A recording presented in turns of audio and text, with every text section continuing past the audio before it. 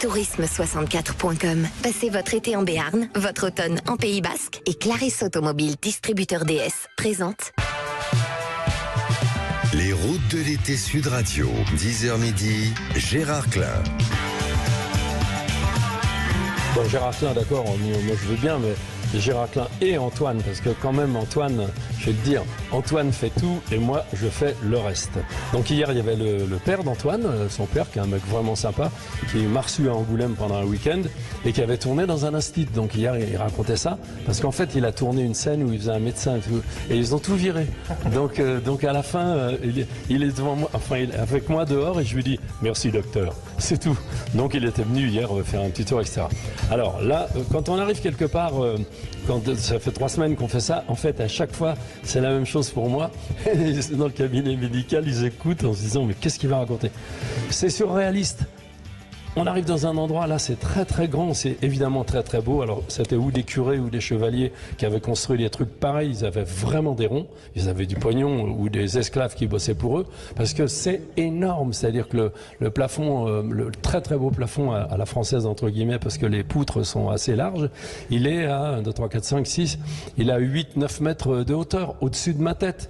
À ma droite il y a une galerie qui peut-être a été créée après, mais c'est tout du massif et tout, et c'est fait d'une manière remarquable. Les mecs ont fait la show, donc les enduits, puis je dis ça pour tout le monde et ma femme qui aime bien ça, c'est absolument magnifique. Donc ça c'est fait.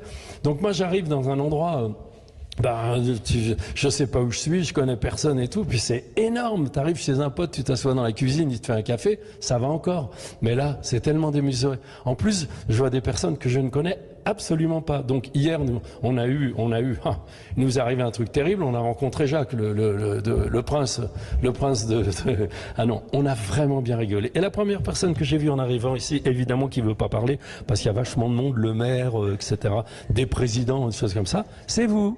Et oui, c'est moi, Armelle. Je travaille à l'agence départementale du tourisme et je suis ravie qu'on soit tous ensemble ce matin. Ça démarre bien, c'est très sympa. Voilà, quand je suis arrivé, je vous ai regardé, j'ai dit bonjour, et j'ai dit on va se barrer, on va pas rester là. Voilà, exactement. On va visiter tout le périmètre après. Ouais. Ça va? Mais ça va, oui. C'est très très beau, très très beau. C'est magnifique, ouais. C'est vrai que c'est la chance d'avoir cette commanderie, cet ancien hôpital qui a été, comme vous le disiez, magnifiquement restauré. Et voilà, c'est un lieu magique où en plus on a cet été l'opportunité d'avoir une très très belle expo, une très très belle façon de découvrir de façon originale le bâtiment et faire une activité sympa. Non, je regardais vos yeux, mais ils sont de quelle couleur? Ils sont marrons, c'est un peu troublant. Non, ils sont clairs, ils sont vachement clairs. Ah bon? Donc elle a une robe très légère. Non, mais j'explique. C'est de la radio. Regarde la tête qu'elle fait. Oui. C'est de la radio. Elle a une robe vachement légère. Elle est très souriante et elle est vachement gênée de parler parce que là, on a du lourd, les gars. Là, on a que des. C'est vrai. Hein. Alors le grand va prendre la parole tout de suite, s'il vous plaît ou s'il te plaît. Voilà. En disant qui tu es, parce que oui, c'est Jean-Christophe, c'est bien ça. Tout à fait, Jean-Christophe Lalanne. Donc je suis le directeur général de la Régie d'Artoust, un site touristique majeur dans le Béarn. J'ose le dire quelquefois, puisque c'est un petit train, que je suis une locomotive touristique du Béarn. Ah, je m'en vais, je rentre dans la voiture, là, c'est trop. Il est trop fort. J'ai écouté tout à l'heure sur la radio quand le teasing, comme on dit, où tu racontais le petit train qui fonctionne parfois en hiver quand il n'y a pas de neige, tu disais. C'est exactement ça. Donc l'exploitation du petit train, ça démarre, la saison touristique démarre au jeudi de l'Ascension jusqu'au premier dimanche d'octobre. Et quand nous n'avons pas de neige sur le site touristique, puisque c'est aussi une station de ski, on fait du train à l'hiver. Ouais, je comprends. Mais en fait, moi, ce qui me touche, c'est ça doit être vachement bien. Mais déjà, pour venir ici, pour moi, je parle de ma famille et moi, c'est un peu compliqué. En revanche, je peux leur raconter ce que je vois. Comme tous ceux qui sont à la radio, c'est un peu ma famille depuis des années. Hier soir, on a dîné dans un restaurant et il y a un gars, 40 ans, 35 ans, il courait quand on est parti. Il m'a dit, Monsieur Klein, il regardait Va savoir avec le quart jaune. Pour moi, c'est vachement touchant, quoi. C'est vraiment très émouvant. Et ma Mathilde, la cuisinière, qui me parlait aussi de va savoir avec le quart jaune. Donc, comme je suis avec le parcours entre guillemets que j'ai pu faire, ça me touche vraiment de voir des gens qui sont émus. Et la jeune femme à laquelle je parlais, en la regardant dans les yeux à 25 cm, elle ne savait plus quoi dire. Je suis vraiment désolé, mais vous êtes la première personne que j'ai rencontrée ici. Et puis elle a une fraîcheur de fille. Je n'ai que des filles et vraiment j'aime les filles. Bon, lui c'est un garçon qui va parler un peu comme Jacques hier. Bah alors le maire, tu le connais, le maire de Le Prince, là où on était hier. Ah ben, je le connais très très bien. D'ailleurs, il participe activement au développement du site touristique d'Artoust, puisqu'il fait partie de mon conseil d'administration aussi. Voilà, mais il est pas bavard. C'est ça qui est embêtant. On a du mal à le faire parler. On doit lui tirer les verres du nez. C'est exactement ça. Il ne s'arrête que quand on lui demande pas. Ah non, il est top, on a vraiment bien rigolé. Donc ici, il y a beaucoup de monde, il y a toi. À ta droite, il y a un monsieur qui est vigneron et autre chose. Et à ta gauche, il y a madame le maire et la grande personne qui nous a accueillis et un monsieur qui est à ma droite. À ton avis, on va commencer, peut-être par le maire, sinon on est mal vu. Faut que tu fais le maire, président, tous ces gens-là, tu vois, c'est important. Le maire est un élu. Madame le maire. Bonjour. Bonjour. Alors, dites-moi, qu'est-ce qui vous arrive avec le micro? Il est tombé? Non. Non. Moi non, c'est du vieux matériel, mais ça marche très très bien. Vous n'héritez pas, vous êtes élu d'une petite commune, enfin d'une commune comme celle-ci. Quand vous avez un bâtiment pareil, vous en faites quoi? C'est un handicap ou vous êtes contente? Ah non, on est très heureux. On est très heureux, on a un patrimoine magnifique et en plus c'est très facile de devenir, si vous voulez, avec ce patrimoine. Tout le monde vient. Ouais. Tout le monde vous dit c'est fantastique, c'est merveilleux. Moi, je n'y suis pour rien, malheureusement, mais j'en prends tous les bénéfices. On me félicite toujours pour cette commune.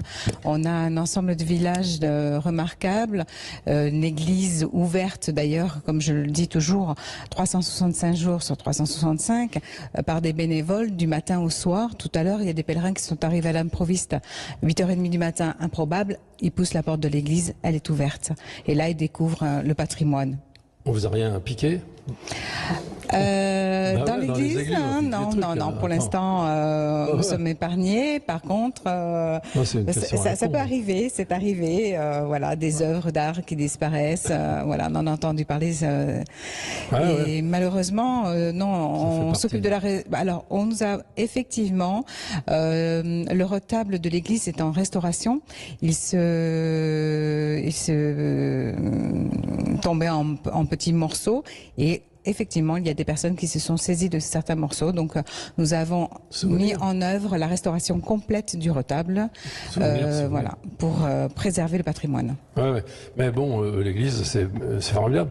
Mais l'endroit, le lieu, la vue, l'herbe qui pousse par terre, les dalles, les trucs, c'est aussi touchant, je trouve, qu'un bâtiment entre guillemets religieux, quoi. Quand on arrive ici, la vue, elle est top quand même. Non, vraiment. Tu vois les montagnes derrière, et puis c'est l'herbe qui me touche, c'est les couleurs de vert, moi, qui me touche en général, parce que je me dis que ça doit être, il y a de la bonne herbe à manger ici. Non, vraiment. Hein. Et donc voilà. Donc on va refaire un tour. Merci beaucoup. On va refaire un tour à ta droite. Donc il y a le vigneron. Alors la femme. Oui, la dame. Les dames d'abord. Pardon. Allez-y. Donc vous êtes la deuxième personne que j'ai vue en arrivant. Pardon encore. Je vous regarde. Non, c'est parce que comme vous étiez la première que j'ai vue en arrivant, je me suis dit, je lui demandais qui elle est, etc. Donc la dame, la grande dame avec un pantalon très léger. Vous avez le vêtement très léger ici finalement pour la couche de la chaleur, bien sûr. Et vous, la première, elle a une clim formidable, elle a un éventail, donc elle se fait de l'air. Il faut raconter, c'est de la radio, c'est filmé, mais on voit pas tout quand même. Donc vous parliez tranquillement, calmement ce matin. Le grand, il est parti, Amaury ? Non, il est là. Ah, t'es là, c'est bien. Donc, oui, quand on arrive, on voit une personne, on en voit deux, on en voit trois, etc. Donc, vous êtes une personne importante. Mais oui. Allez, non. Non, bah alors vous rendez le micro à quelqu'un d'autre. Non, pas important. Je rigole. Non, on représente, je vais parler d'un collectif parce que c'est important en Béarn et ça fonctionne énormément. Et on a une association qui s'appelle Flan in Béarn, dont Jean-Christophe est aussi coprésident. On parle d'Artoust, il arrive à la commande. Et Thomas également en fait partie. Donc c'est un collectif qui a répondu à un appel à projet que le département qui possède ce merveilleux lieu qui est historique, quand même qui est classé et qui est du XIIe siècle. Ils nous ont demandé, on a répondu à cet appel à projet qui permettait d'animer, où on pouvait animer le site de la commanderie. Voilà. Donc on y a répondu avec des idées un petit peu extravagantes, mais sympas.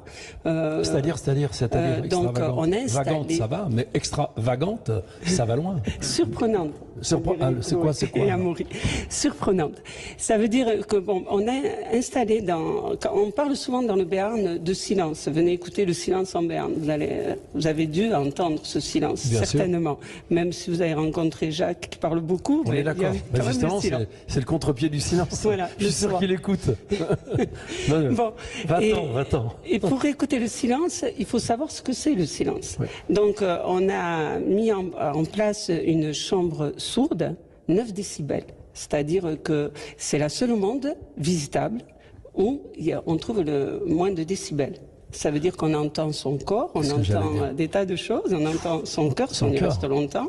Et c'est une sensation surprenante. J'ai bien dit surprenante. Pas dérangeante, surprenante. Surprenante. Et à la suite de ça, quand vous promenez, tout au long de la visite de la commanderie, à travers ces belles pierres qui sont quand même l'âme, et puis c'est un refuge. Je ne sais pas si vous l'avez ressenti quand on rentre dans ce lieu de la commande, en passant par la maison des vins, par l'église qui est magnifique, on sent un apaisement. Et pour nous, c'est un refuge. Voilà. Et c'était à l'origine, Gaston Le Croiset avait construit Gaston 4. Merci Jean-Christophe. Tu me raconteras les premiers, toi, là-bas, parce que Gaston, d'accord. Le premier, le quatrième Gaston avait conçu... J'en ai connu un, il faisait les jardins, il est mort. Quand on est vieux comme ça, tu parles d'un gars, puis tu dis, oh ben merde, il est mort. Il avait conçu ce lieu pour en fait, que les gens viennent se reposer, les pauvres, les pèlerins. C'était un lieu de repos, c'était un hôpital, et voilà. Donc, et ça, on le ressent. On le ressent. Ouais, voilà. Moi, c'est les murs qui m'ont frappé, comme toujours avec la première personne que j'ai rencontrée. Les murs, la maçonnerie, l'assemblage de briques et tout, magnifique. Et en fait, c'est un endroit calme parce que Gaston, je le dis à toi, puis après je le dis, Gaston, il y a le téléphone qui sonne, donc personne ne répond, parce que c'était ici la chanson des Nino. Non, vous ne croyez pas? On ne passe pas de musique, nous. Pas de musique. C'est du talk. Ça veut dire qu'on parle. Est-ce que le monsieur pourrait revenir sur les différents... voilà, Gaston, on reviendra à vous, vous n'inquiétez pas. On a jusqu'à midi, on est tranquille. Les pubs dans 1 minute, me dit Jamel à l'oreille. Bon alors, on a une petite minute, mais tu les connais pas, les Gastons. 1, 2, 3, 4. C'était des croisés? Ben, bien sûr. Les Gastons étaient des croisés. Ils partaient en croisade.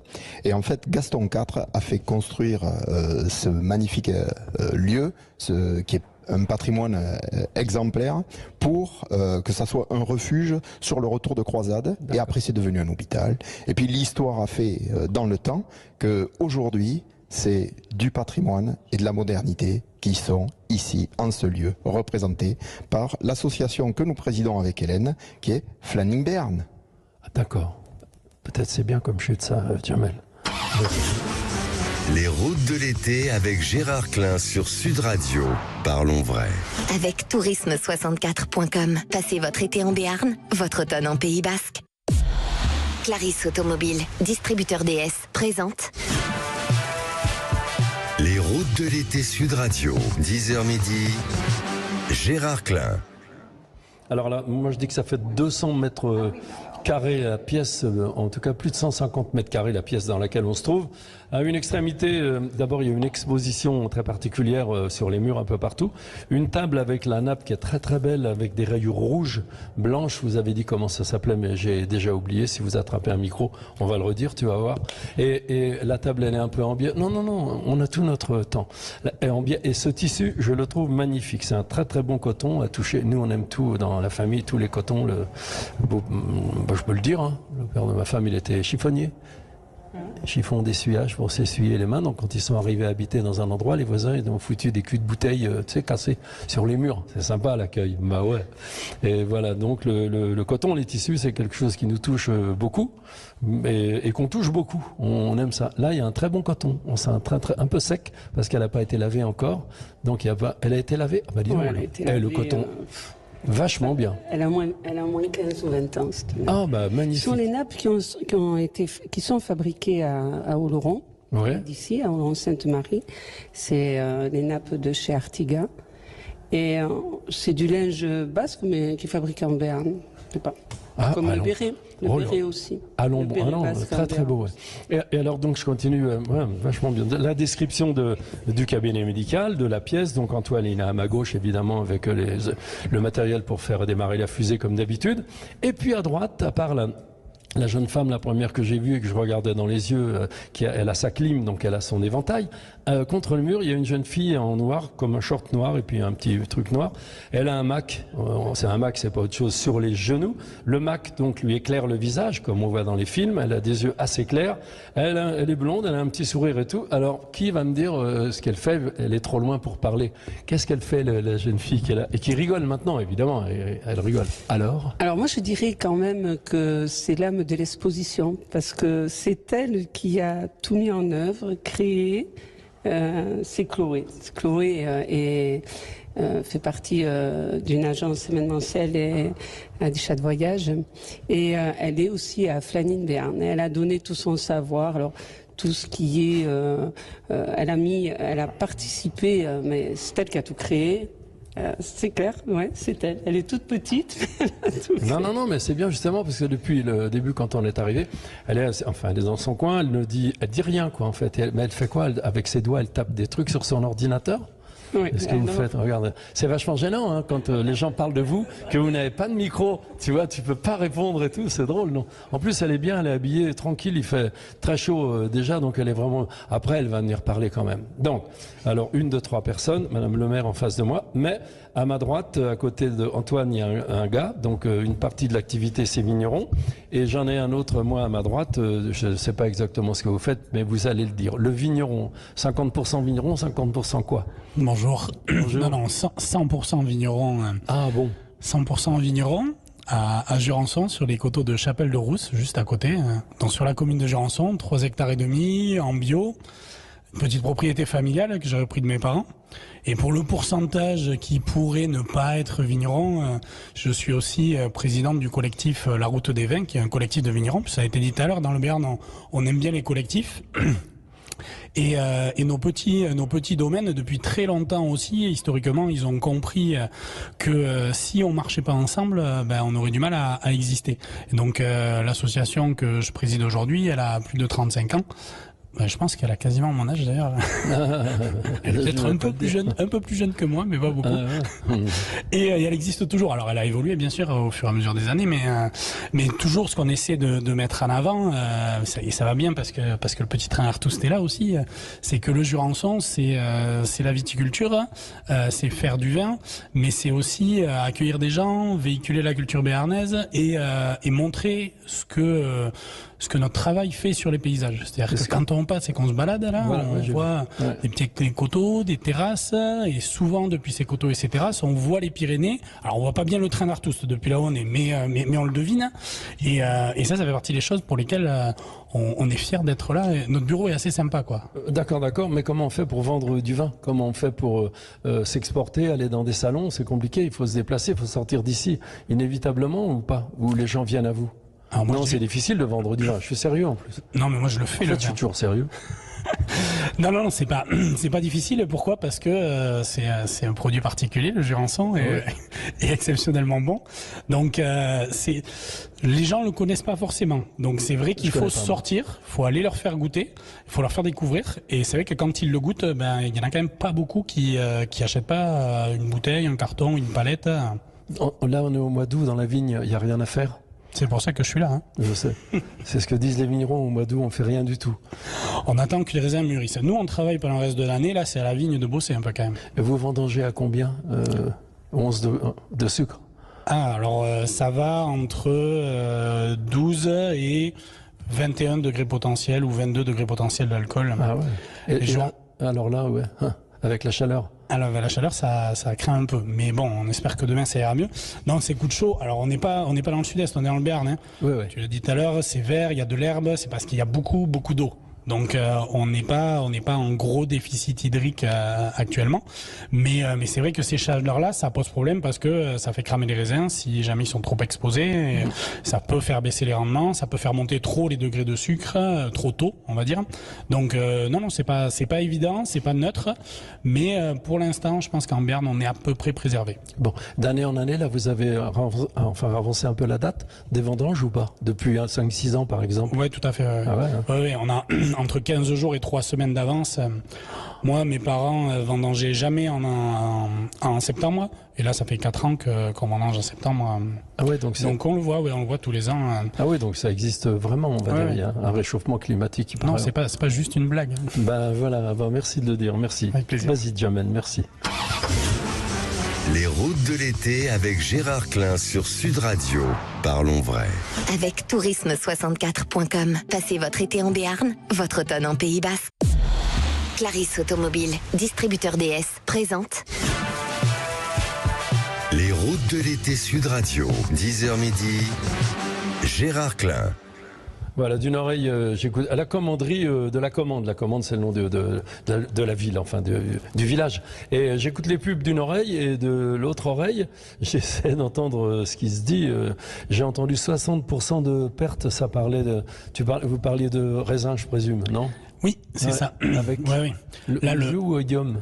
Mildiou pour nous. Le mildiou, il aime bien humidité, chaleur à 25 degrés. Et nous, dans le Béarn, on l'a dit, hein, c'est un peu, c'est vert, c'est le climat océanique. Les nuages arrivent de l'océan Atlantique, ils se calent sur les Pyrénées et paf, il pleut. Donc ça, c'est super parce qu'on aura rarement des sécheresses très intenses. Mais cette année, ça a été très critique par rapport aux maladies. Alors c'est vrai dans tout le bassin sud-ouest, on n'est pas qu'impacté à Jurançon.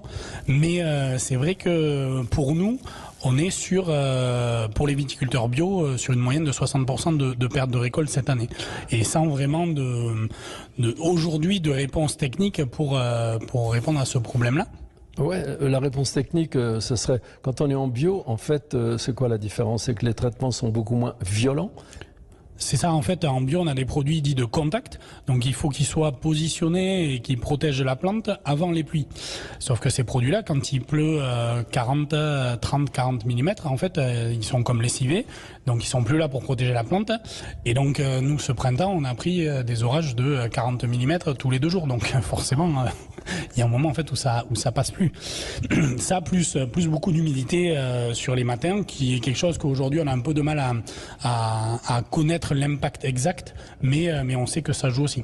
Donc non, ça a été encore une année riche d'enseignements. Ah ouais. Et là, vous avez effeuillé?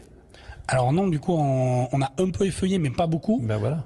Parce que expérience de l'année passée, si on effeuille trop, il y a des gèches-soulages et du coup les raisins crament avec le soleil. Voilà. Donc c'est une technique qui était très très développée dans les 4-5 dernières années et là qui commence à se faire avec parcimonie là. Ah ouais, c'est difficile, mais quand on n'effeuille pas, en gros les feuilles elles protègent la grappe, on va dire pour faire court, mais elles peuvent aussi l'enfermer. Exactement. Donc si on a chaleur et humidité, un petit oïdium qui peut arriver. Elle garde l'humidité, ouais. Donc on va effeuiller un peu plus tard. Là, fin août, début septembre, quand on aura fini les vacances, quoi. Ah, c'est très compliqué. Et vous êtes agriculteur, je me trompe pas? Non, pas du tout. Je suis bien agriculteur. T'es Laurent? Oui, tout à fait. Cool. T'as vu, il écrit gros, il se dit le vieux, il voit pas clair. Moi, j'ai vu qu'il avait pris. J'entends moins que je vois, mais Antoine, merci, c'est gros. Laurent, non, mais bio, c'est pareil. Bio, c'est pas juste un petit adjectif comme ça qu'on rajoute. En fait, on en parle beaucoup. Il y a de la pub et des machins, mais le geste n'est pas le même que ce soit un vigneron ou un agriculteur. Le geste est beaucoup plus compliqué quand on est bio, c'est plus scientifique. Je veux dire, dans la tête, il faut être faut être un vrai paysan, quoi. Oui, on peut le dire comme ça. Je l'ai dit, hein. Oui, on peut le dire comme ça. Non, mais je partage en plus l'idée, la réflexion. Donc moi je suis producteur de lait en agriculture biologique sur la petite commune de Castet-Cando, en association avec mon épouse et un tiers, donc Marc Lagorcé. Je fais un petit coucou d'ailleurs parce qu'il est avec les vaches. Et voilà, donc on est producteur de lait en bio et on a une petite activité de transformation en glace et en sorbet. Ah, c'est bien. Les vaches, c'est quoi? C'est quelle... Alors les vaches, ce sont des jersiaises. Ouais, c'est bien. Petites vaches très adaptées au pâturage. Ça n'a jamais mal aux pieds. Voilà. On a quelques brunes des Alpes aussi, mais la dominante du troupeau reste des jersiaises. Alors pourquoi? Parce qu'elle est adaptée à l'humidité, à quoi? À l'herbe profonde, à quoi? Pourquoi? Parce qu'on les aime beaucoup. Oh bah ça suffit.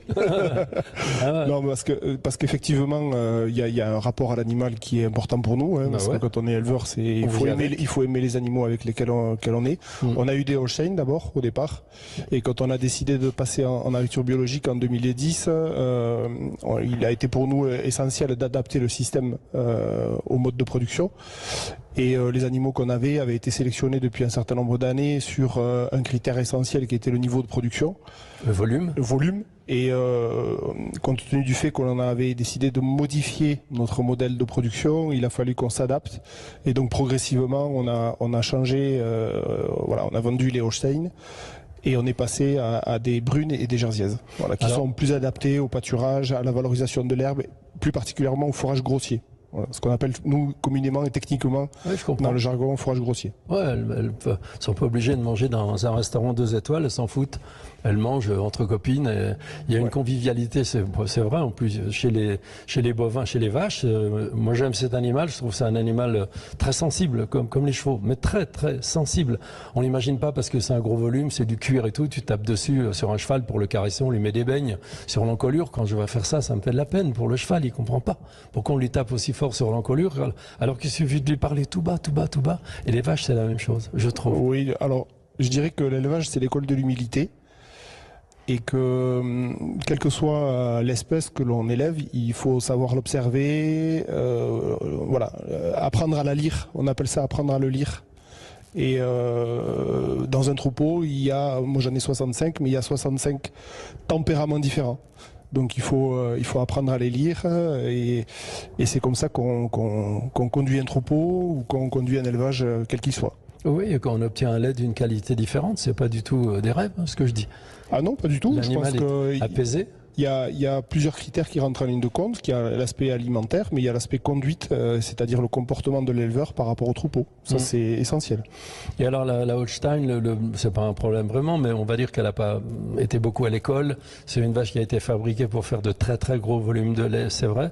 Elle n'a pas de viande, elle a un squelette pointu, elle est saillante de partout. Quand on la regarde, on croit qu'elle est maigre, pas du tout, c'est sa nature. Elle a été fabriquée pour fabriquer du lait, c'est vrai. Mais du lait avec beaucoup d'eau. En fait, il y a des laits qui sont de meilleure qualité. Je suis sûr, les vôtres, c'est sûr que le lait est de meilleure qualité. Il est plus gras, il a des arômes, il a des goûts, il a des odeurs, parce que le mental de l'animal se retrouve dans le lait et dans la viande. Bon, malheureusement, on les tue, mais c'est très sérieux ce que je suis en train de dire. Non, vraiment, on les tue, t'es obligé de... Non, vous êtes d'accord ou pas? Malheureusement, non. Parce qu'il faut bien les quand ils arrivent au bout de leur carrière. Non, je parlais pas de ça, je parlais de l'ensemble. Mais après, je partage tout à fait avec. Si un animal est dans de bonnes conditions, il va donner le meilleur de lui-même. Et on n'élève pas des animaux pour. Il faut les élever des animaux parce qu'on les aime et voilà. Alors c'est une passion, mais c'est pas qu'une passion. Non, c'est du boulot, beaucoup. Mais c'est beaucoup de travail. Oui, vous arrivez à avoir un samedi, un dimanche, des fois, des vacances? Alors c'est pour ça qu'on est associé, parce que en fait l'histoire de la ferme, elle remonte quand même depuis 2002. On s'est associé, moi-même, je me suis associé avec 3 autres agriculteurs, et l'objectif était pour nous de partager du temps. Avoir du temps pour nos familles et puis nos besoins personnels. À l'époque, moi, je faisais beaucoup de sport et j'étais engagé professionnellement, notamment au JA, syndicalement. Et donc, j'avais besoin d'avoir un peu de temps pour moi. Un autre collègue, lui, était aussi engagé professionnellement. Et le troisième avait besoin du temps pour sa famille. C'était les plus âgés. Ils avaient besoin du temps pour Donc, on a décidé de s'associer en 2002 et on a créé le GAEC La Clé des Champs, avec pour mission principale produire du lait, gagner notre vie, mais le fil rouge qui a toujours conduit notre réflexion et notre travail, c'était de construire un système viable, vivable et transmissible. L'idée de la transmission voulait qu'elle dépasse notre périmètre familial et que nos enfants puissent, s'ils le souhaitent, s'installer, voir d'autres personnes. Ce qui a été le cas puisque de l'origine, il reste plus que moi, des 4 associés qui avons créé le GAEC La Clé des Champs. Les autres sont partis en retraite. Je leur fais un petit coucou d'ailleurs. Et mon épouse m'a rejoint. Suite à un changement d'orientation professionnelle, elle était monitrice éducatrice. C'est ce que j'allais dire. Monitrice éducatrice, voilà. Et puis là, on a un jeune qui nous a rejoint, la Marc, qui est passionné d'élevage, qui est ma copie conforme avec 20 ans de moins. Donc on s'entend super bien, et voilà. Qui lui aussi a des besoins personnels. Donc du coup, c'est vrai que voilà, l'association, ça permet ça. Et vous fanez, évidemment, vous faites du foin?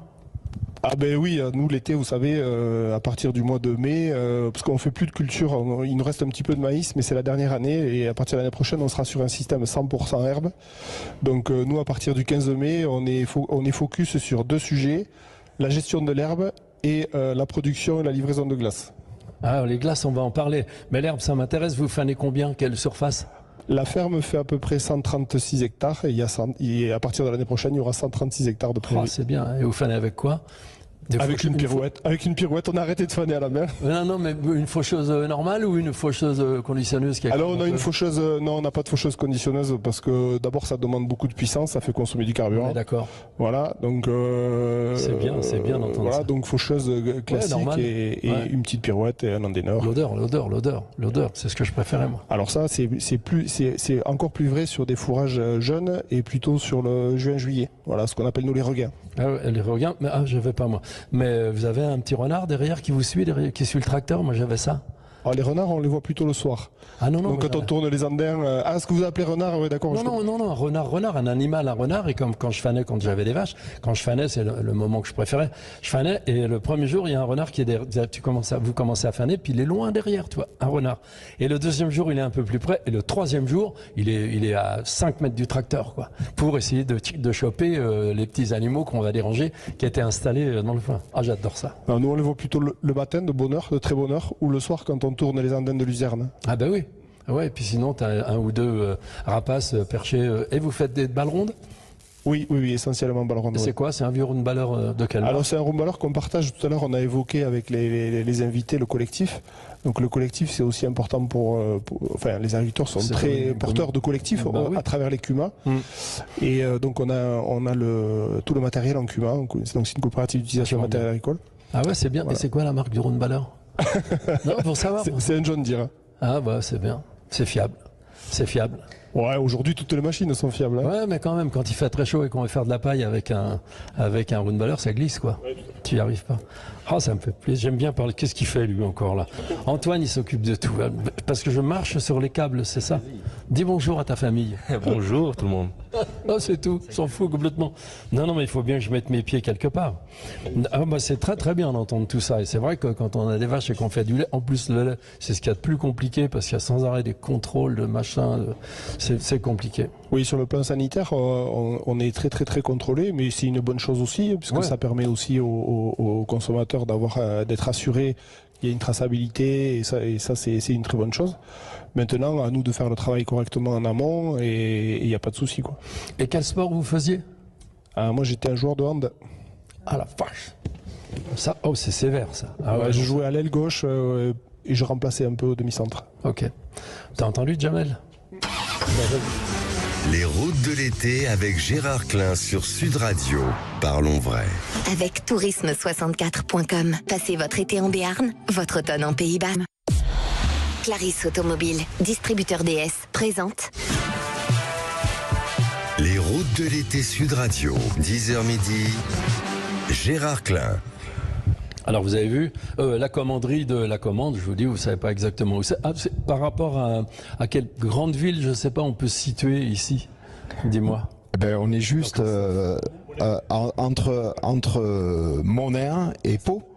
Bon, ça va, c'est parce qu'il y a des gens qui habitent dans le nord. Tu sais, au-dessus de la Loire, il y a des habitations. Pourquoi vous rigolez là? Parce que le nord, pour nous, c'est au-dessus de la Garonne. Oui, je sais, c'est pour ça que je dis ça.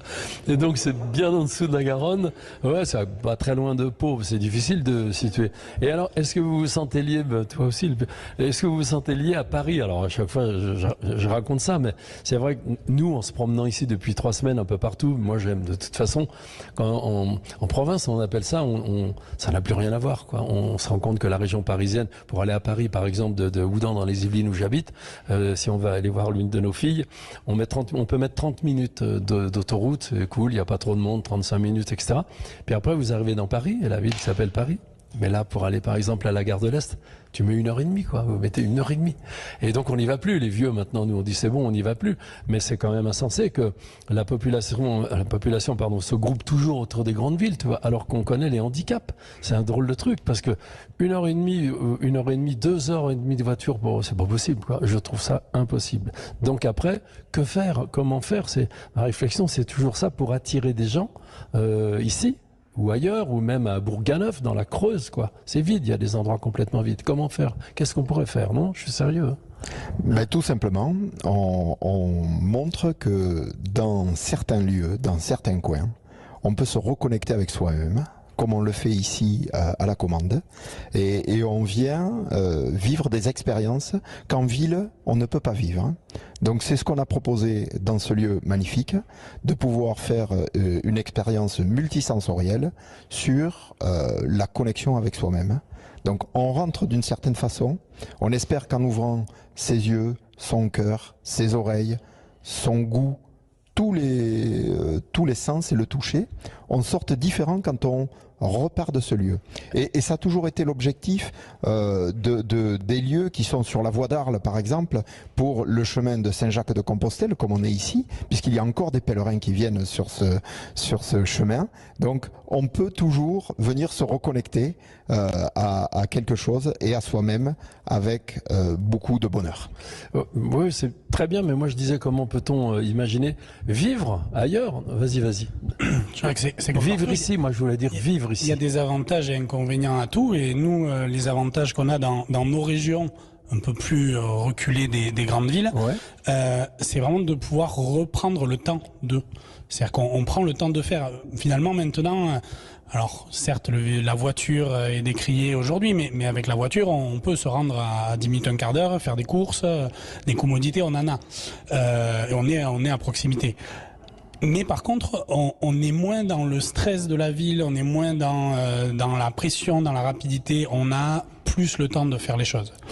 Si on se laisse prendre, on est vite rattrapé par ce stress-là, mais il y a cet apaisement qui nous permet de prendre du recul et de relativiser un peu. Et l'immobilier ici, ça coûte cher parce qu'une famille, par exemple, non, mais pourquoi vous rigolez? Tout le monde se marre. Pourquoi tu rigoles?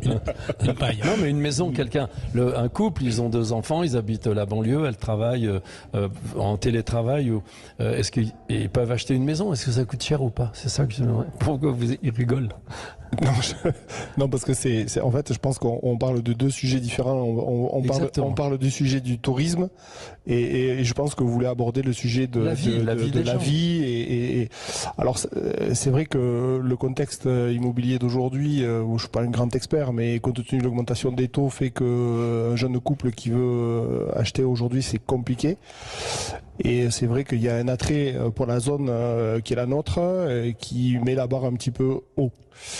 Maintenant, pour permettre l'arrivée de jeunes couples dans la zone, dans le sud-ouest, il faut qu'il y ait du développement économique, donc il faut qu'il y ait des entreprises qui s'installent, ou il faut qu'il y ait des créateurs d'entreprises, ou il faut qu'il y ait des démarches comme les nôtres de territoire qui s'intègrent dans cette dynamique-là, qui crée de la richesse, qui crée des emplois, qui permet à ces jeunes de pouvoir venir s'installer. Maintenant, l'immobilier, moi j'ai 48 ans, je l'ai jamais vu baisser, Gérard. Ah ouais.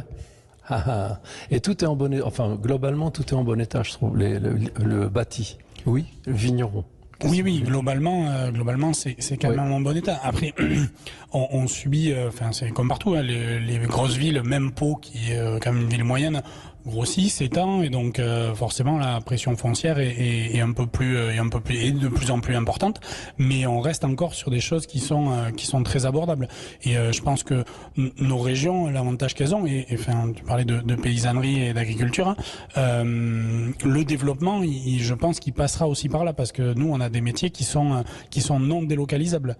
Donc aujourd'hui, demain, s'il y a plus de viticulture, on va pas aller planter des vignes en Chine pour ramener du vin. Et ce qui qui donne du sens, c'est qu'on le fasse ici. Nous, on a fait le choix de rester au pays avec l'envie de développer les outils, reprendre les outils familiaux, mais aussi avec de nouvelles idées, développer des outils. Donc on a fait le choix de rester au pays pour vivre notre métier.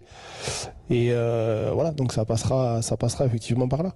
Oui, je veux bien que vous étiez en train de hocher la tête en disant oui, vous êtes d'accord avec lui. C'est pas évident. Hein. Non, c'est pas évident, même pour les entreprises. Bon, mais c'est des challenges à chaque fois. Bon, c'est vrai que on parlait tout à l'heure avec Armelle de développement touristique, puisqu'elle fait partie de l'ADT. Ce développement, il est osé, c'est-à-dire que bon, le Béarn, on parle de silence, donc on n'est pas. C'est vrai que quand vous venez ici, vous pouvez vous reposer. Il n'y a pas une affluence que l'on peut trouver chez nos voisins ou dans d'autres régions. Et pour les entreprises qui travaillent du tourisme, c'est un défi de vouloir vivre dans leur région, de leur travail dans leur région. Donc il faut des idées, il faut être un petit peu pertinent, faire de la recherche, trouver des idées nouvelles pour attirer les gens. Puis on s'ennuie pas finalement. On n'est pas dans le quotidien, on n'est pas dans l'usine. C'est vraiment très agréable. Et puis le collectif, il y a que ça qui peut nous sauver. Et puis cette envie de travailler ensemble. Tout ça, tu le disais tout à l'heure, il n'y a pas que l'argent. Il y a aussi cette qualité de vie. Nous, nos bureaux, ils sont face aux Pyrénées, dans un endroit idyllique, c'est vrai. Dans une ferme. On est une agence qui est dans une ferme. Donc ça, c'est quand même un endroit magique et c'est tellement sympa. Et ça, c'est vrai que je ne donnerais pas ma place. Non, mais je comprends. Le collectif, ça signifie sincérité pour moi. C'est-à-dire que c'est vraiment collectif. On a des amitiés où on a un sentiment de sincérité envers l'autre. Tu vois, on veut pas alors qu'il y a quand même pas mal de régions, on peut dire la vérité de toute façon, où les gens sont pas du tout collectifs. En fait, d'un département à un autre, on dit ah ben non, il est con, il est de département à 200 mètres quoi. C'est un département qui n'est pas le même que le tien, donc etc.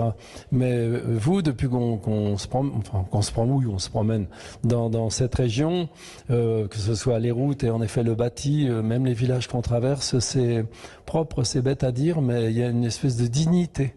Le bâti est en bon état, à part une ou deux ruines d'indivision sûrement qu'on voit à droite.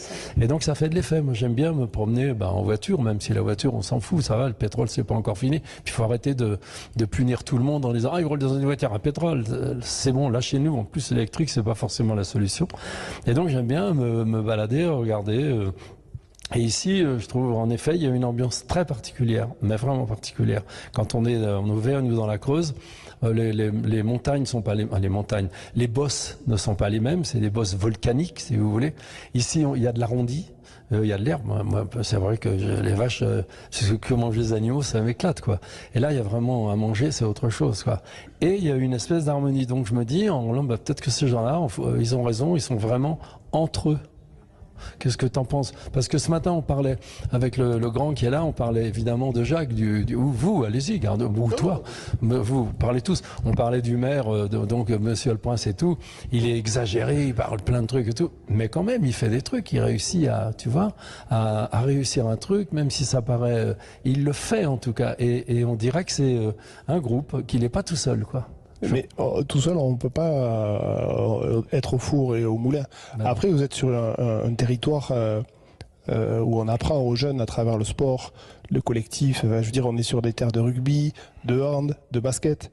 Je fais un petit peu ce parallèle parce que c'est important. Les enfants, on leur apprend tout petit à être collectif en fait.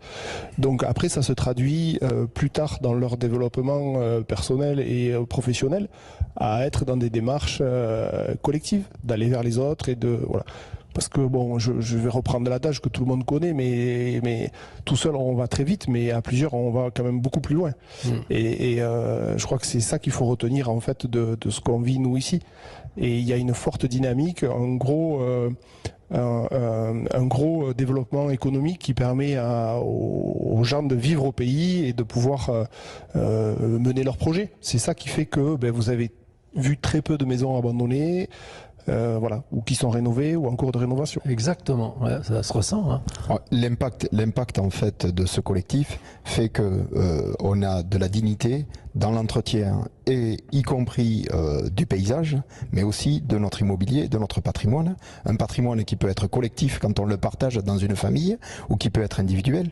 On est souvent amené à restaurer des biens plutôt qu'à construire et à utiliser des terrains qui servent par la suite au pastoralisme, à l'élevage pour certains pour faire du lait, pour d'autres de la viande, pour les bovins, pour les équins, pour les chèvres, pour tout. Donc en montagne, vous avez des hauts lieux de pastoralisme, mais les maisons et les fermes sont très bien entretenues parce que soit elles sont gérées en collectif au sein d'une famille, soit par des individus qui ont envie d'avoir cette belle représentation, et que quand on vienne chez nous, on soit fier de, voilà, c'est notre patrimoine, on l'a entretenu, il est en parfait état de conservation. Et c'est bien ce que j'avais ressenti. Les routes de l'été avec Gérard Klein sur Sud Radio. Parlons vrai. Présenté par Clarisse Automobile, distributeur DS et tourisme64.com. Passez votre été en Béarn, votre automne en Pays Basque. Tourisme64.com. Passez votre été en Béarn, votre automne en Pays Basque. Et Clarisse Automobile, distributeur DS, présente Les routes de l'été Sud Radio. 10h midi, Gérard Klein.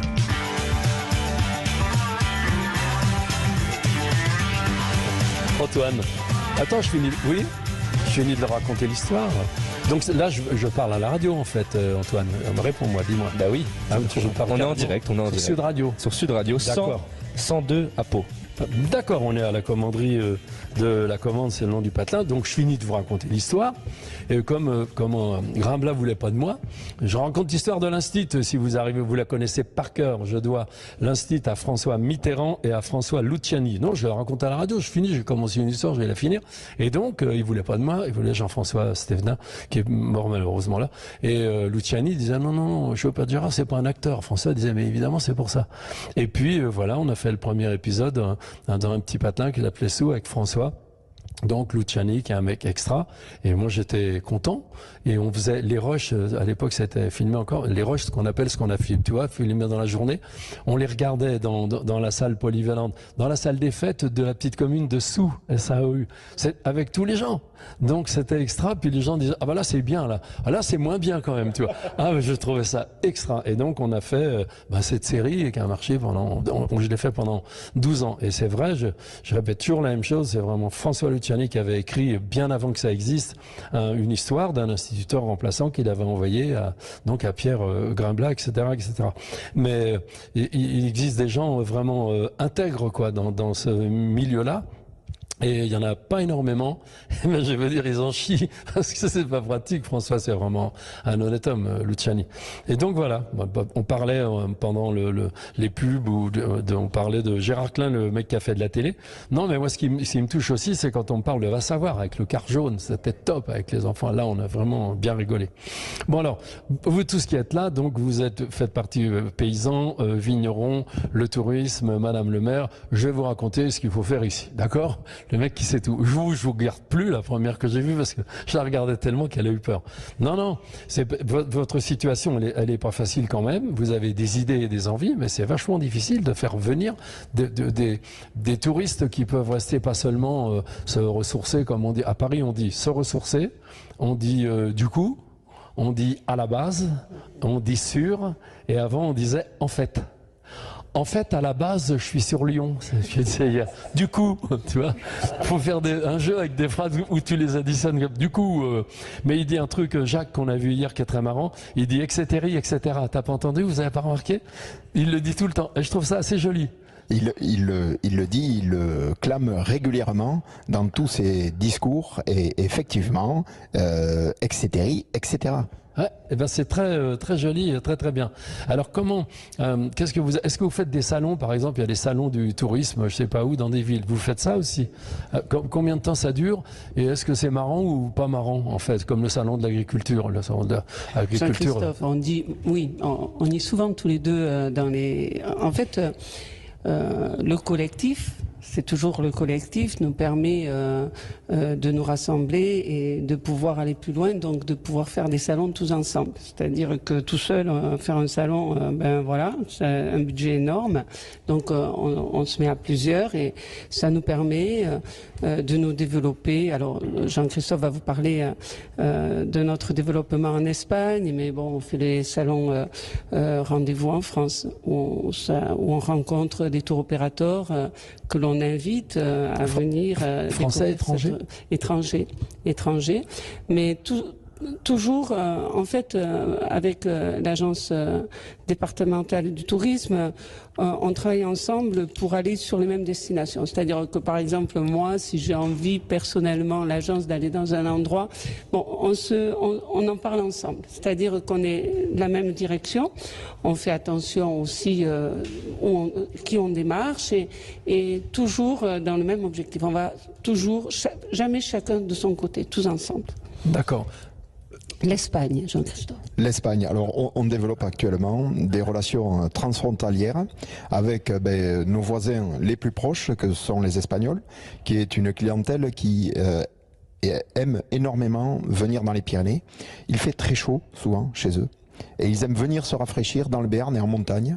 Et ils franchissent avec beaucoup de facilité la barrière naturelle que forme la chaîne des Pyrénées pour venir prendre du bon temps chez nous. Donc quand on va les démarcher, on y va ensemble. On se groupe. Et la démarche collective est de leur dire, vous voyez, vous habitez une très belle région. On la connaît peu, nous. Donc nous, ce qu'on vous propose, c'est de venir connaître la nôtre et nous, de vous faire, de faire l'écho et de dire, voilà, nous les Béarnais, on va faire connaître aussi votre région pendant que vous venez chez nous. Donc des échanges transfrontaliers de façon à développer de l'activité économique pour l'ensemble des acteurs, hein, parce que on est des petits écosystèmes partout dans nos coins, mais si on s'ouvre aux autres, si on y va ensemble et qu'on s'ouvre aux autres, eh bien en général, on est gagnant-gagnant et le gagnant-gagnant, ça porte par le collectif, ça porte sur le territoire et ça nous permet de vivre mieux, de vivre bien.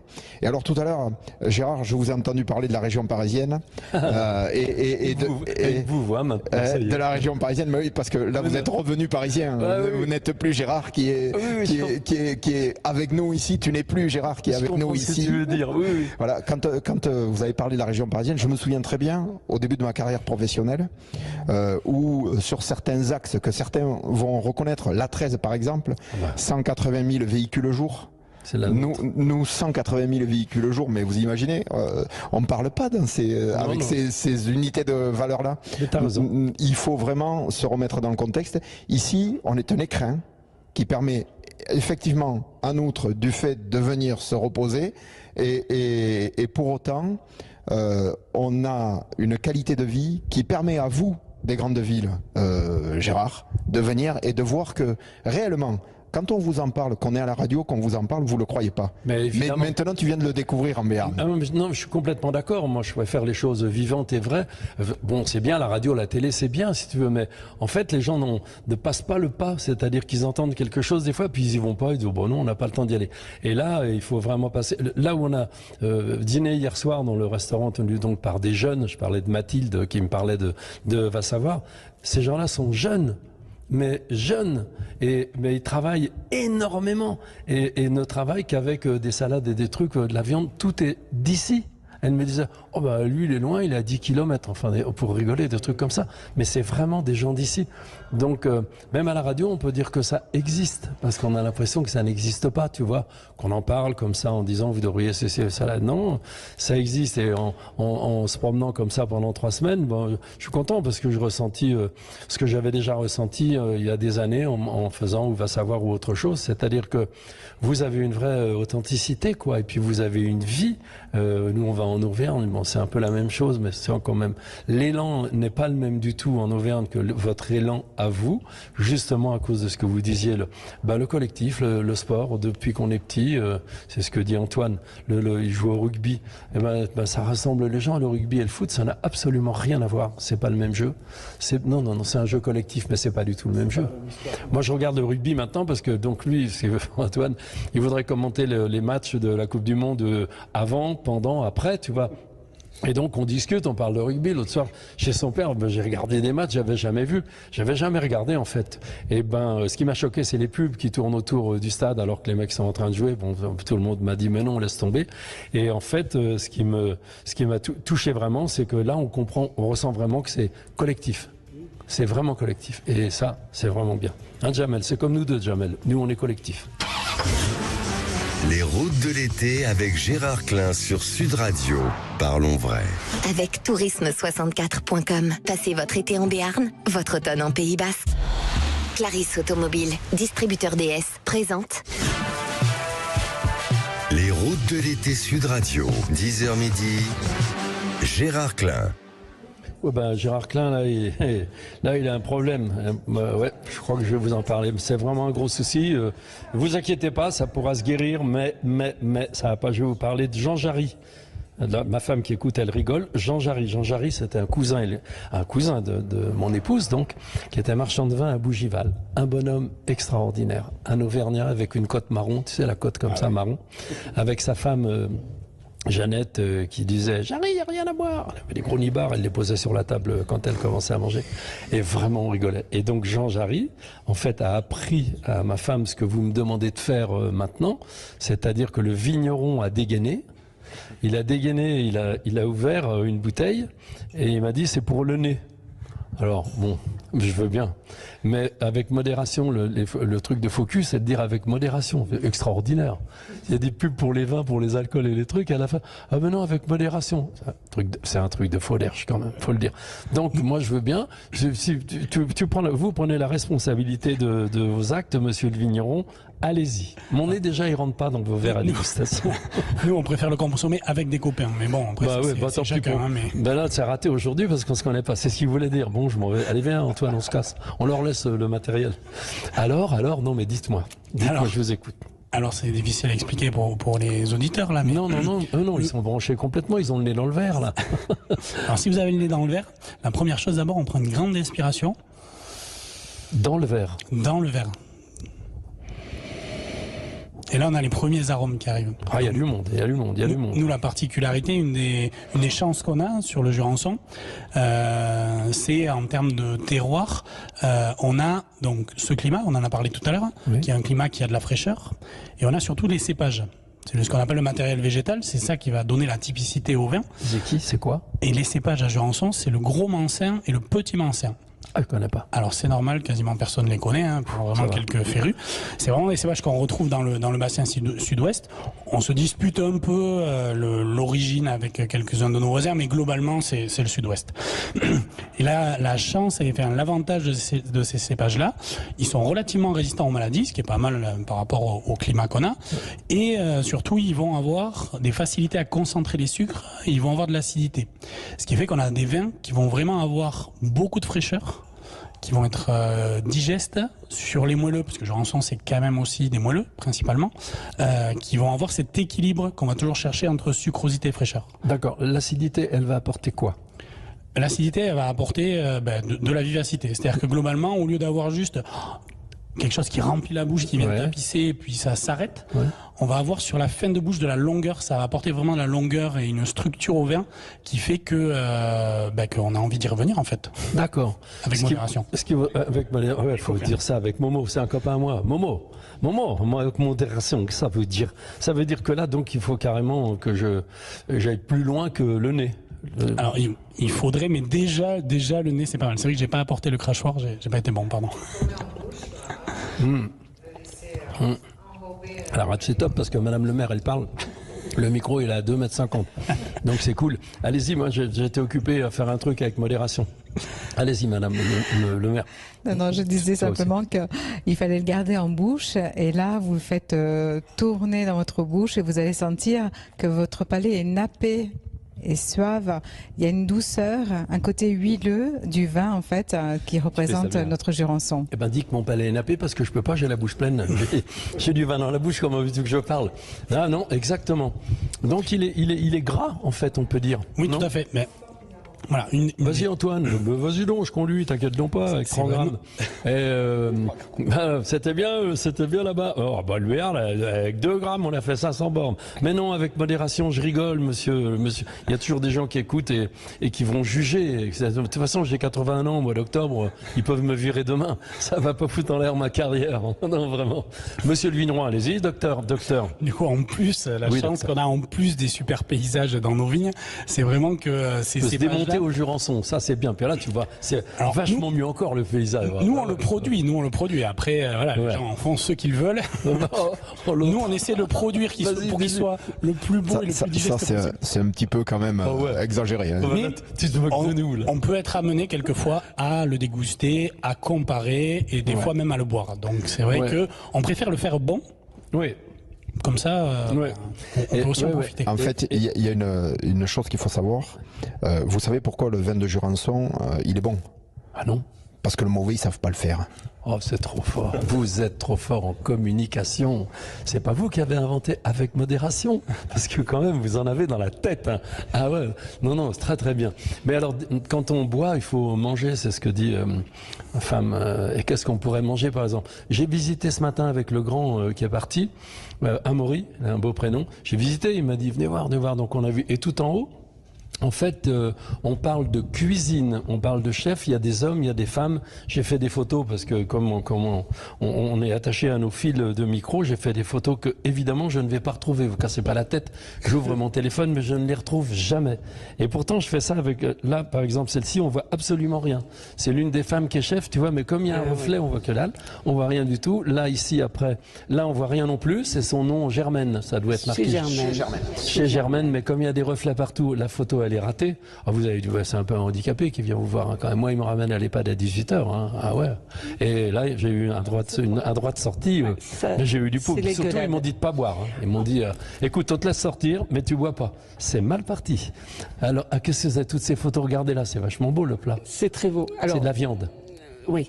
Alors, l'histoire, c'est qu'on a demandé à un artiste, un photographe qui s'appelle Ginko, qui est champion du monde de la photo culinaire. Champion du monde?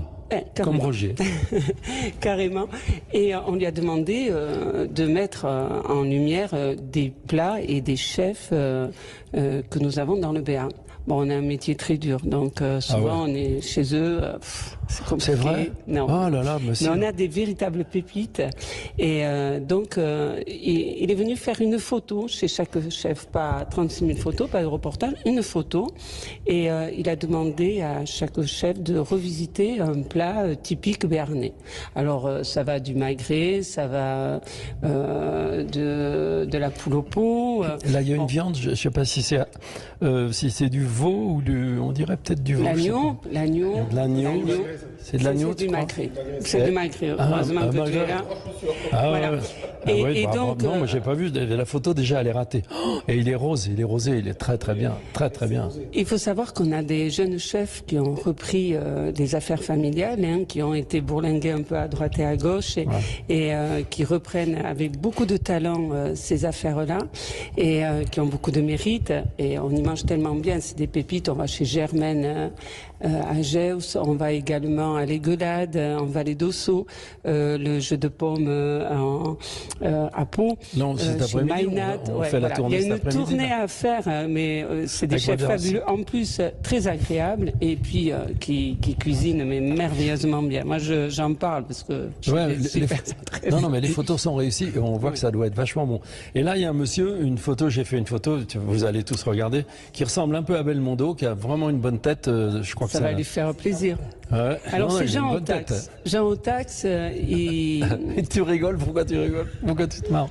Je rigole tout simplement parce que Jean, c'est le président d'un autre collectif que l'on a ici en Béarn, qui est le Cluster Tourisme Béarn, et avec qui on partage de très bons moments.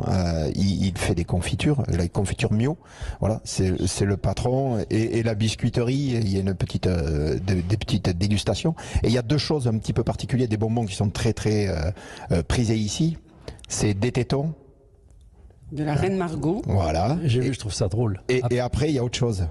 Des roubignoles. Voilà. Les coucougnettes. Bon, on n'était pas loin. Hein. Voilà. J'ai rien bu, hein, ma poule. Je parle à ma femme. Non, je te jure. Excellent. Alors c'est comment? J'ai pas vu là-haut sur les photos, j'ai pas vu ni l'un ni l'autre. Ça se présente comment? Ces bonbons-là, ça se présente comment? Alors, c'est quoi? Pour les coucougnettes, c'est très simple. C'est rond, ou ovale. Oui. Voilà. Et ça se déguste en bouche. On va s'arrêter là pour la suite. Et pour les tétons, c'est la même chose, un peu rose. Et pareil, hein, ça se déguste aussi en bouche. Et c'est quoi? C'est une pâte d'amande? C'est une petite pâte d'amande avec une amande grillée à l'intérieur, torréfiée.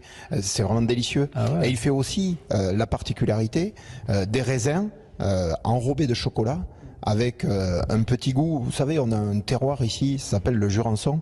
Il est fait tremper dedans. Et quand vous dégustez ces petits raisins enrobés de chocolat, c'est tout juste un délice. De toute façon, le gars qui fait les tétons, les coucougnettes, il faut qu'il fasse la grappe, à mon avis quand même. Et à un moment donné, ça tourne à ça, oui. On est dans le même truc. Ouais. Bon alors là, sérieusement, on va continuer à déguster le vin. Non, à en parler, on va pas le boire, on va pas boire en faisant de la radio. Quoique, moi j'ai un bon ami, Jean-Luc Petit Renaud, je parle souvent de lui parce que vraiment il est extra, Jean-Luc. Là il travaille moins, mais alors il était exceptionnel parce qu'il faisait tout. Il faisait quand ça cuisait, tu te souviens, le bruit et tout. Bon, alors. Par exemple, qu'est-ce que moi je pourrais vous apporter? À quoi je pourrais vous servir? À part aider un peu aux vaches ou conduire un tracteur. Moi les tracteurs, je les aime bien sans cabine. J'aime pas les tracteurs avec des cabines, avec la clim et tout, c'est pas possible. Dans mon coin, on est au début de la Beauce, mais c'est des Rolls qu'ils ont, c'est des tracteurs à 300 000 € avec GPS et tout, cabine et tout. Tu fais la moisson, il n'y a pas un brin de poussière qui rentre dedans. C'est quand même un drôle de truc. Moisson, normalement, t'es plein de poussière, quoi. Sinon, tu fais pas la moisson. Ouais. Oui, dis-moi, vigneron.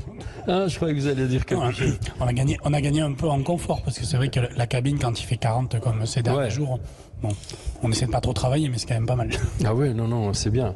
Et alors, par exemple, là, au lieu de continuer à boire du vin, est-ce que vous pourriez parler de vos glaces, cher ami, mon voisin, merci. Ah, il y a des pubs maintenant? Ah, bah vas-y, Jamel. Les routes de l'été avec Gérard Klein sur Sud Radio. Parlons vrai. Avec tourisme64.com, passez votre été en Béarn, votre automne en Pays-Bas. Clarisse Automobile, distributeur DS, présente. Les routes de l'été Sud Radio, 10h midi. Gérard Klein. Calibre 750, il disait le monsieur tout à l'heure dans la pub, la commanderie de la commande, donc c'est là où je me trouve. Alors évidemment, le vigneron a sorti son vin, mais on n'a pas bu en gros. Le grand là-bas, tu me parlais des différents arômes, tu disais non, la pêche au début, tu vas en parler, mais je reviens aux glaces avec mon voisin de droite, donc qui élève des vaches, qui a des vaches, donc qui a du lait et qui fait des glaces. Et tout est bio, hein, je vous le redis quand même. Comment on fait pour faire des glaces? C'est compliqué, j'ai jamais réussi moi.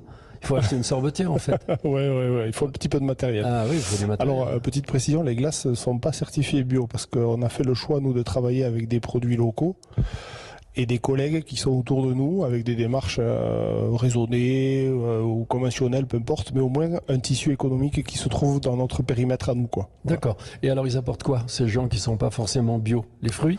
Essentiellement, par exemple, la pomme, la poire, ça vient des vergers Pélane à Saut-de-Navaille. La pêche, ça vient Ludovic Maligari, c'est un copain.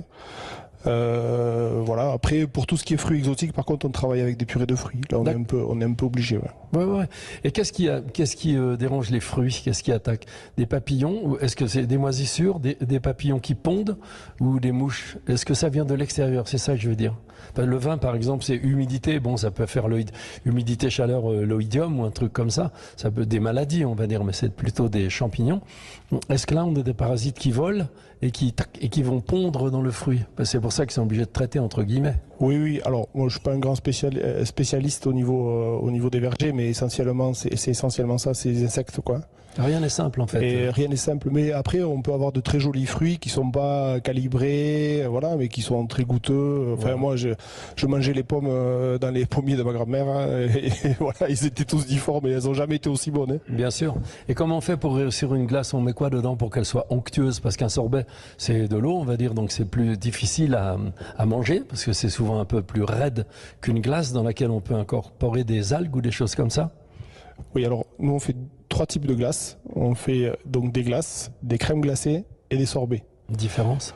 En fait, c'est le taux de matière grasse dans les glaces. On fait des glaces avec... donc nous, c'est sur base de crème anglaise. Donc c'est du lait, de la crème et des jaunes d'œufs. Ouais. Et en fonction du niveau de matière grasse dans le mélange, on appelle ça crème glacée. D'accord. Voilà, c'est ça qui fait la différence entre la glace et la crème glacée. Vous prenez les jaunes et qu'est-ce que vous faites des blancs? Alors, on n'utilise que des jaunes, on n'utilise pas de blanc. On a arrêté de casser des œufs. Ah oui, non, parce que vous pourriez revendre les blancs pour faire des meringues ou des choses comme ça. Oui. Alors on travaille avec on travaille avec 2 fournisseurs pour les jaunes d'œufs, un producteur là qui se trouve dans le Gers, qui lui travaille les jaunes d'œufs et sépare, et il travaille les blancs. Les blancs, ouais. Voilà. Et sinon après pour les sorbets, on est sur des sorbets ce qu'on appelle plein fruit, c'est-à-dire qu'on est à plus de 55% de fruits dans le sorbet. Ah, c'est bon ça. Ah ouais. C'est ce qui fait la qualité du sorbet en fait. Ouais, non. Voilà. Donc plus on a de fruits, plus on est dans les arômes, plus on est dans le fruit. Vraiment, quand on consomme un sorbet, on a l'impression de manger un fruit. Mais tout à l'heure, il parlait d'arômes, il en parlait très très bien à propos du vin, Jean-Christophe. Tu disais au début, on est en parlant du vin qu'on a sous le nez, là pour l'instant, juste sous le nez. J'insiste, donc modération, vous le gardez, on ne l'a pas bu. Tu disais au début, on est sur la peau du fruit, c'était assez joli d'ailleurs. C'est-à-dire que sur le vin que nous a ouvert Thomas, on a pu sentir avec beaucoup d'appétence ce vin, et on a l'expérience veut que quand on prend la première gorgée, on est sur des goûts, des arômes de fruits jaunes. Le fruit jaune, ici, localement, on a une pêche qui s'appelle la roussanne à Monin. Et donc, quand on est sur le premier verre, on est vraiment sur le velouté de la peau, voilà. Quand on commence à prendre le deuxième verre, là, on rentre dans le fruit, on est dans le goût du fruit, on est dans la chair. Au troisième verre, on se rapproche du noyau. Il n'est pas conseillé d'aller plus loin, de traverser le noyau. Ah, quel dommage. Est-ce que vous faites de l'alcool au lieu de... Vous le vendez au gouvernement? À l'État, souvent les vignerons vendent leur alcool à l'État, non? Non, alors on vend pas notre alcool à l'État, mais on a une sorte de dîme encore avec une obligation de fournir une quantité d'alcool à l'État, une sorte d'impôt directement en État. C'est un impôt en fait. Mais vous faites pas avec le mou ou les mous pas de la grappa, mais du mar ou un truc comme ça? Non, ici il y a pas trop cette coutume là. Mais nulle part. Je me rends compte que si, les armagnacs et les cognacs. Oui, mais c'est autre chose. L'armagnac, on a des vins qu'on fabrique pour faire de l'armagnac, je veux dire. Mais j'ai remarqué que beaucoup de vignerons, le mou, s'ils ont écrasé et tout, donc s'ils font de l'alcool, c'est pour l'État. C'est donc encore un impôt. Ouais. C'est marrant, non? Oui, alors qu'on peut faire avec des raisins blancs ou noirs, ou je sais pas, on peut arriver à faire quelque chose, on le refait fermenter, on fait de la grappa ou autre chose. Quoi. Dans les fermes, il y a des eaux de vie qui se font encore, mais c'est vrai que c'est quelque chose qui s'est perdu de plus en plus. Il y a de moins en moins de bouilleurs de cru, donc c'est vrai qu'on... Il y en a encore des bouilleurs par ici, oui, sûrement. Ouais. Ah, ça doit être chouette, ça. Ouais, moi, j'aime bien. C'est marrant. Et alors, par rapport au passé, qu'est-ce qui pourrait vous manquer? On rêve toujours, on rêve quand on est petit d'une ferme. Moi qui suis âgé, j'ai vu des chevaux labourer à Montmirail, dans la Marne où j'étais. Donc j'étais tout le temps fourré chez le paysan. J'ai vu des chevaux, c'était des blancs, des percherons, qui labouraient. Et quand on a ça dans la tête comme souvenir, quand on est âgé, c'est top. Alors que les gens jeunes d'aujourd'hui, même vous avez jamais vu sous l'odeur, les cuirs accrochés, le bonhomme. Alors, j'adore. Vous avez vu? Si, on a quelques collègues qui ont développé la traction à cheval. Ah, c'est bien. Et qui travaillent en maraîchage là-dessus, même au niveau en viticulture. On a des collègues qui se sont mis à travailler avec ça un petit peu. Après, on est vite limité par rapport à la productivité. Mais je pense que sur des petites unités d'exploitation, avec une bonne valorisation en vente directe, on peut aller chercher des choses intéressantes. Ouais. Vous en connaissez personnellement des gars qui ont des chevaux? Alors, je crois qu'à Jurançon, il doit y avoir qu'un seul domaine qui s'y est essayé. Le petit avantage et inconvénient, on a des super paysages avec des zones vallonnées de coteaux, c'est très joli, mais du coup, ça monte et ça descend. Donc, pour la course à cheval, c'est un petit peu compliqué. C'est parce que c'est comme genre variété race de cheval. C'est pas des lourds, de toute façon, trop lourds. Monter et descendre, c'est pas possible, quoi. Ouais. Des Bretons, peut-être, ouais. Ah oui, c'est ça. Voilà, il y a le postier, il y a le trait. Le postier, il était plus rapide, le postier comme son nom l'indique. Hein. Sinon, il y avait le trait qui était un peu plus massif, quoi. Voilà, c'est du trait breton qui travaille encore dans certaines unités de production, mais très confidentiel. Ah, d'accord. Ah, c'est marrant ce que tu dis. Moi, j'aime bien. Le breton, c'est un cheval qui n'a pas le charme d'un pur sang anglais. Il n'a pas le nez en trompette d'un très bel arabe. Un cheval arabe, mais c'est un cheval efficace. Voilà. Ah, c'est marrant. J'ai plein de photos de bretons. Qu'est-ce que tu dis, pardon? Qu'est-ce que vous dites, Madame le maire? Je disais, ici, ce qu'on a beaucoup aussi, c'est des brebis. À la sortie de la commande, vous avez un élevage de brebis, où il y a près de 1000 bêtes. En partant sur Aubertin, vous avez une chèvrerie, donc une jeune fille qui vient de s'installer, qui fait ses fromages de chèvre. Donc vous pouvez aussi acheter à la Maison des Vins. Donc la Maison des Vins, qui est donc face à la commanderie, est ouverte justement pour ne pas avoir à parcourir trop de territoire. Là, vous traversez la commanderie, vous allez à la Maison des Vins, vous avez tous les vins des producteurs indépendants qui sont représentés là pour vous accueillir, et aussi les produits du terroir, et vous retrouvez comme ça des petits produits sympathiques, des fromages de brebis, des fromages de chèvre, et tous ces vins, ces viticulteurs, évidemment, ils passent tellement de temps dans leurs vignes qu'ils ne peuvent pas toujours être disponibles pour vous recevoir. Bien qu'ils le font avec plaisir, et il y a même des portes ouvertes qui sont prévues pour ça, mais là surtout, à une seule maison, un seul clocher, c'est le clocher du village en fait ici, mais vous traversez la rue, vous avez tout un petit commerce, tout un village qui est représenté avec ses commerçants, même l'artisanat. Vous avez une pianiste, des accordeurs de pianistes à la commande. En fait, c'est un petit village comme ça qui a l'air très discret, très silencieux, mais en fait où tout est centralisé, tout est caché derrière ces pierres. Il suffit de pousser la porte et vous allez tout découvrir de façon idyllique. Ah voilà, non, on est arrivé et puis on s'est installé. Vous savez, ce pauvre garçon qui fait tout, il faut qu'il installe, mange tous ses films et ses fils et tout ça. Et du coup, on a zappé en effet la vraie visite. Merci, hein, vous avez raison. Monsieur le vigneron veut parler, j'ai l'impression. Ou chanter, t'as pris le micro, c'est peut-être chanter un truc.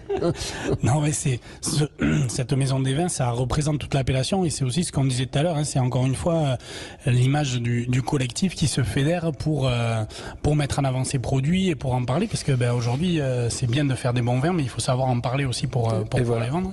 Donc, comme on n'est pas tous toujours très doués pour en parler, du coup on se regroupe pour prendre des gens et des salariés qui en parlent mieux que nous. Oui, et puis le temps, en effet, la disponibilité, je veux dire.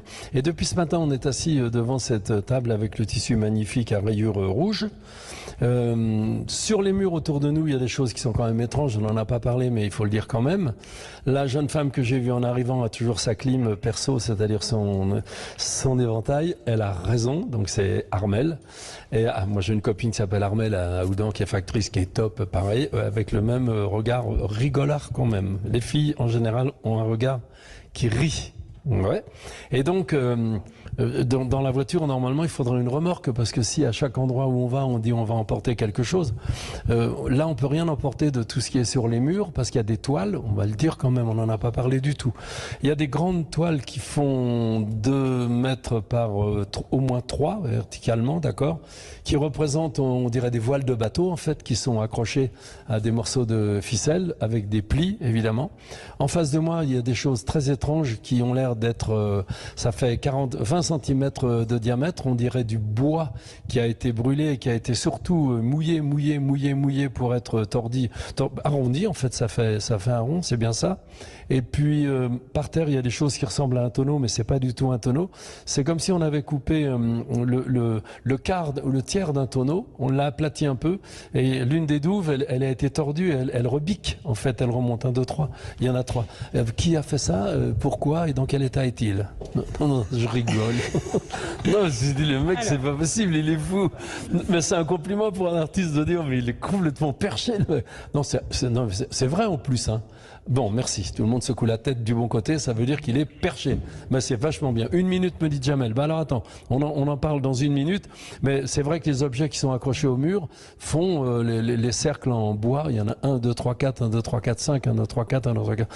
Il y en a 5, 10, une vingtaine au moins, accrochés à comme une corde, et c'est vraiment très, très, très étrange. Mais ça a de la gueule, hein. Vas-y. Les routes de l'été avec Gérard Klein sur Sud Radio. Parlons vrai. Avec tourisme64.com, passez votre été en Béarn, votre automne en Pays Basque. Clarisse Automobile, distributeur DS, présente. Les routes de l'été Sud Radio, 10h midi. Gérard Klein. Gérard Klein, il n'arrive pas à lire la marque des glaces. C'est quoi la marque? Ouais, vas-y, il est bon, lui. Oui, alors en fait, en 2016, on a démarré l'activité des glaces en 2011. Donc c'était le 4 juillet 2011, c'était pour les fêtes d'Arzac. Et en 2016, on a décidé de faire un gros travail de communication et pour avoir une identité propre. Et donc on a créé une marque, on a fait un travail avec une agence de communication du Pays Basque qui s'appelle Oise, que je remercie beaucoup d'ailleurs par rapport à ce travail-là, et qui s'appelle Les Givrés des Prés. Voilà. Donc c'est notre marque de distribution commerciale. Voilà. Donc c'est tout un travail de communication qu'on a fait, l'image, la codification, etc. Redis-le. Pardon? Redites-le. Les Givrés des Prés. Voilà, exactement. Et moi, je disais perché en parlant du monsieur qui a fait les œuvres qui sont au mur, c'est pas la même chose, mais d'accord, merci. Et moi, je veux bien goûter les glaces tout à l'heure. Jusque-là, t'as vu, on est sérieux, hein, Antoine. On s'en va, à midi, on plie nos gaules, notre matériel, on s'en va, on mange pas. Mais comme vous avez proposé tout à l'heure de peut-être une sorte de petit pique-nique, terminons avec le garçon donc qui a fait les œuvres. Ce qui est à ma gauche, c'est vraiment des toiles de bateau, donc c'est bien ça, des voiles. C'est un marin, déjà.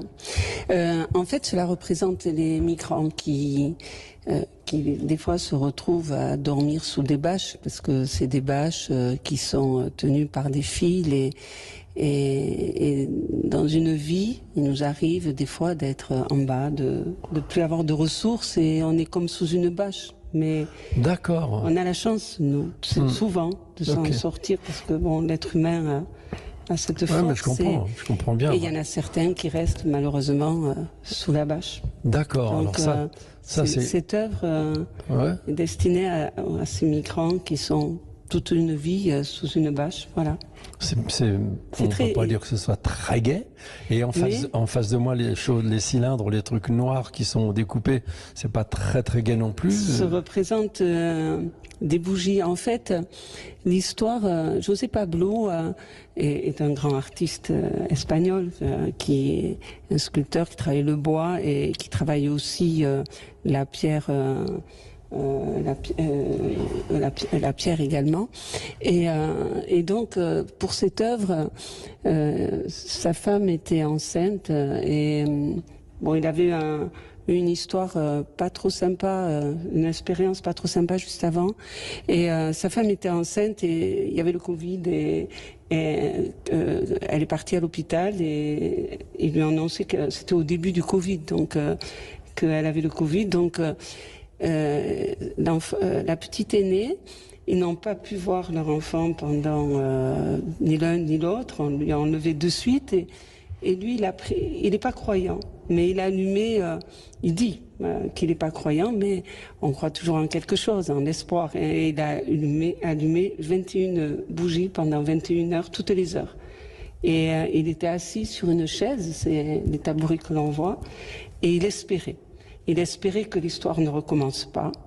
Il espérait que l'avenir soit plus optimiste. Il avait l'espoir.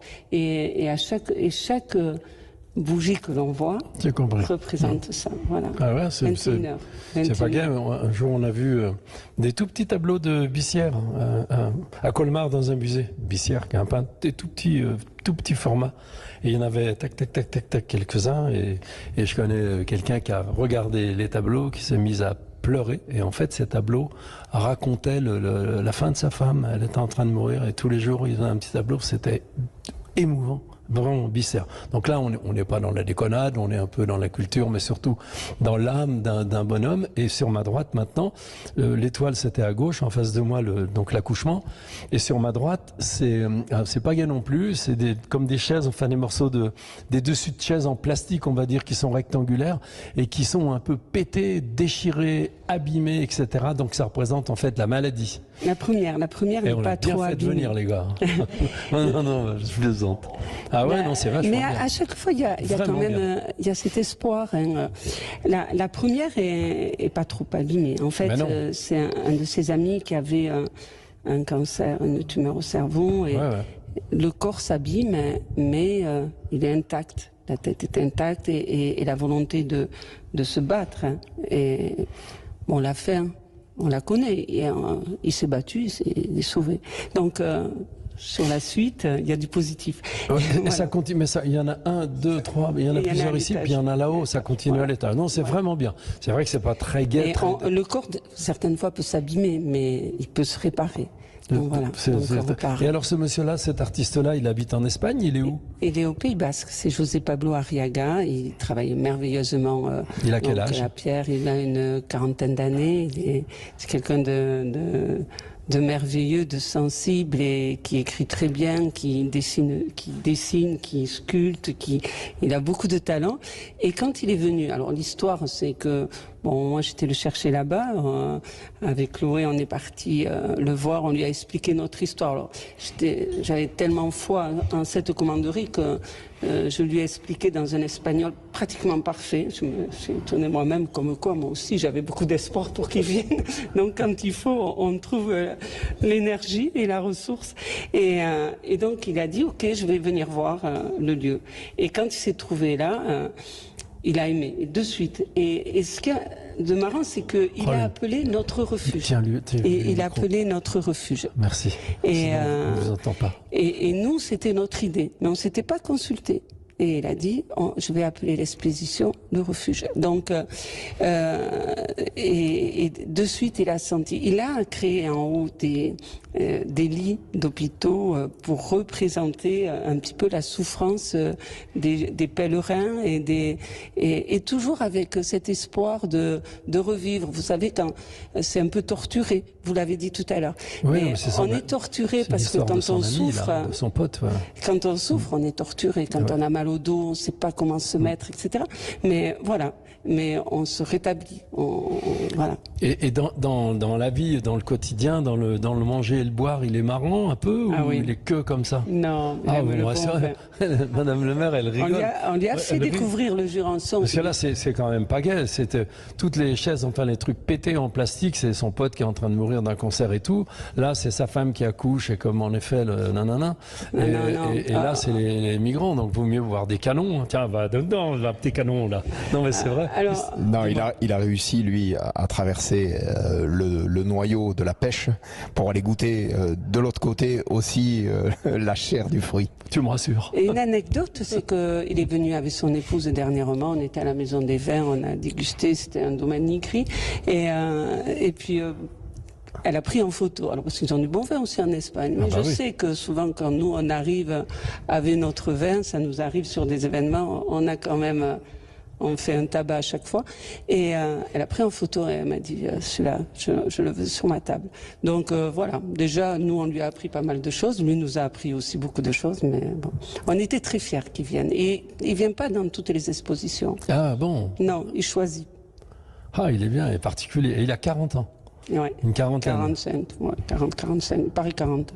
C'est bien, c'est bien. Des fois, les artistes sont un peu chiants, hein, quand même, mais peut-être pas. Hein, peut-être ah non, on sait pas. Il est merveilleux. Bah alors là, il nous reste 3 minutes. Je pense que même pas 3 minutes. Je pense que c'est juste la durée nécessaire pour Monsieur le vigneron de remplir les verres. Un tout de même, vous en pensez. Le paysan, c'est un beau mot pour moi. Paysan, bah rien. Je suis content d'avoir échangé sur l'herbe, les vaches, le comportement de ces animaux touchants. Moi, je trouve ça touchant. C'est vrai. Hein? Oui, c'était réciproque. Ah ouais. Ah, c'est belle rencontre. Ah bah merci. C'est très gentil, très gentil. Madame le maire, elle nous a bien résumé qu'on pouvait tout acheter et qu'on n'a pas loin à aller. Ça, c'est super. Tout acheter, tout visiter, le vigneron, bon, il a fait son travail. Le grand aussi. Antoine, parfaitement. La dame de la police avec son Mac qui se fait éclairer les yeux pour nous faire genre Hollywood. Elle rigole. Et puis Armel, voilà, que j'ai agressé du regard depuis que je suis arrivé. Voilà. Ah non. Et vous avez arrêté la clim. Elle a arrêté le truc. Alors dis-moi, toi, tu as 2 minutes pour conclure. Alors 2 minutes pour conclure, ça va être très bref. Donc on va pouvoir revenir en Béarn. Gérard, tu seras toujours le bienvenu avec Sud Radio. Vous serez les bienvenus sur notre territoire. Ouais. Vous êtes très très écoutés ici dans le Béarn. Ah, c'est bien. Voilà. Et les transitions font que Sud Radio, souvent on l'écoute aussi parce qu'on est une terre de rugby, mais on aime entendre les voix de Sud Radio parler du rugby dans le Béarn et notamment de notre équipe de France qui va être à l'épreuve très vite et qui va nous faire vivre des joies immenses. Le territoire, le collectif que l'on représente ici à Flanding-Béarn, en fait, c'est l'alliance de la montagne et de la plaine. Moi, je viens de la montagne, d'un territoire haut en pastoralisme, avec du fromage de brebis, le fromage d'Ossau qui est très très bon, qui s'accorde parfaitement avec les vins de Jurançon.